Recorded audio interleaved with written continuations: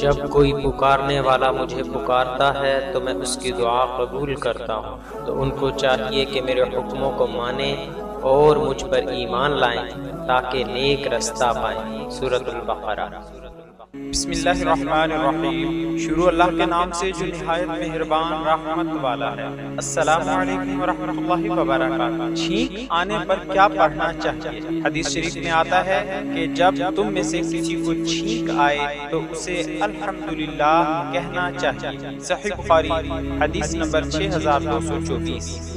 اگر کوئی چھینک کے وقت الحمدللہ پڑھے تو سننے والے کو اس کے جواب میں کیا پڑھنا چاہیے؟ جب کوئی شخص چھینکنے والے سے چھینک کے وقت الحمدللہ سنے تو اس کے جواب میں یرحمک اللہ یعنی اللہ تجھ پر رحم فرمائے کہے۔ جب وہ یہ کہے تو چھینک مارنے والا کہے یہدیکم اللہ ویصلح بالکم۔ ایک مرتبہ دوبارہ دہراتے ہیں، یہدیکم اللہ ویصلح بالکم، یعنی اللہ تمہیں ہدایت دے اور تمہاری حالت درست کر دے۔ صحیح بخاری حدیث نمبر 6224۔ جزاکم اللہ خیرا۔